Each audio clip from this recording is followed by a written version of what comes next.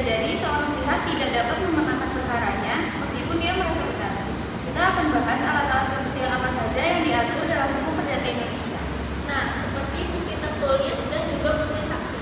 Bukti tertulis misalnya bisa terdiri dari berbagai jenis dokumen yang diakui dalam hukum, seperti akta otentik, akta di bawah tangan, dan surat-surat lainnya. Sementara itu, bukti saksi juga memiliki peran yang sangat penting dalam pembuktian. Betul sekali. Nah, agar lebih mudah dipahami, kami akan mengulas satu persatu jenis bukti tersebut. Dimulai dengan bukti tertulis. So, let's stay tuned. Mari kita mulai dengan bukti tertulis. Bukti tertulis adalah segala jenis dokumen atau tulisan yang bisa digunakan untuk membuktikan suatu hal dalam perkara perdata. Ada beberapa jenis bukti tertulis yang perlu kita ketahui. Yang pertama adalah akta otentik. Akta otentik ini dibuat oleh pejabat yang berwenang seperti notaris. Benar banget, Fir. Akta otentik ini memiliki kekuatan pembuktian yang sangat tinggi karena dihasilkan oleh pejabat yang berwenang. Misalnya, dalam transaksi jual beli properti, akta yang dibuat oleh notaris itu merupakan contoh akta otentik yang sangat kuat dalam pembuktian. Nah, selain itu, kalau ada perselisihan mengenai akta otentik, maka isi akta tersebut dianggap benar, kecuali dibuktikan sebaliknya oleh pihak yang menggugat. Jadi, jika ada orang yang mencoba menggugat atau membantah isi akta, mereka harus menyediakan bukti yang cukup untuk membuktikan sebaliknya. Selanjutnya ada akta di bawah tangan. Ini berbeda dengan akta otentik karena dibuat tanpa melibatkan pejabat notaris. Sebagai contoh, kita bisa membuat surat perjanjian antara dua pihak mengenai sewa menyewa rumah tanpa melibatkan notaris. Namun, akta di bawah tangan ini tetap bisa digunakan di pengadilan meski kekuatan pembuktiannya lebih rendah daripada akta otentik. Selain itu, ada juga yang disebut surat bukan akta, seperti surat biasa, email, atau pesan singkat. Walaupun surat ini bukan termasuk kategori akta, surat-surat ini masih bisa dijadikan bukti di pengadilan selama relevan dan bisa membuktikan suatu fakta dalam perkara yang sedang disidangkan. Jangan lupa dengan salinan. Salinan ini adalah fotokopi dari dokumen asli yang disertai dengan pernyataan bahwa dokumen tersebut adalah salinan yang sah dari dokumen asli. Walaupun fotokopi, jika salinan tersebut terverifikasi kebenarannya, dia tetap bisa diterima sebagai bukti.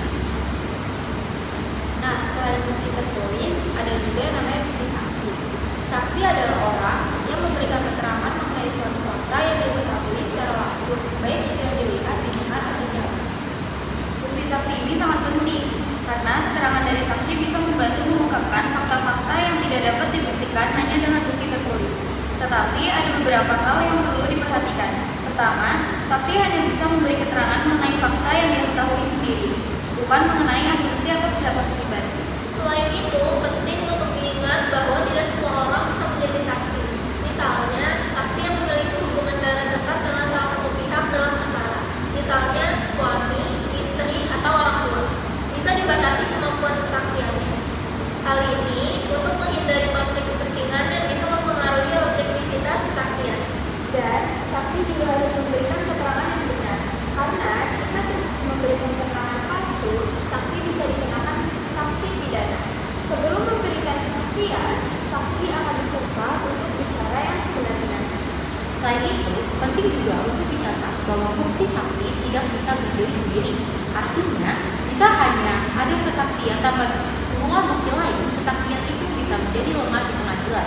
Oleh karena itu, saksi seringkali melengkapi bukti tertulis lainnya. Sebagai penutup, kita harus ingat bahwa pembuktian dalam perkara perdata sangat menentukan siapa yang menang dan siapa yang kalah.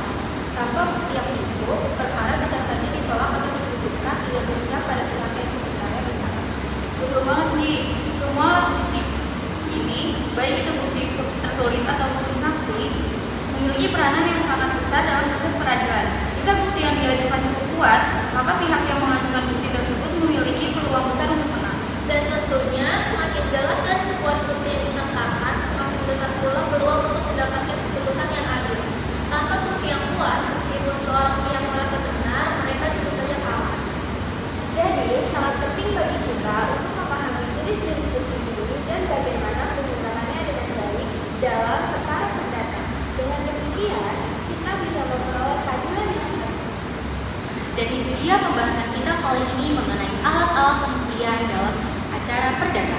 Semoga informasi yang kita bahas dapat menambah wawasan hukum Anda. Terima kasih jangan lupa untuk follow podcast ini agar tidak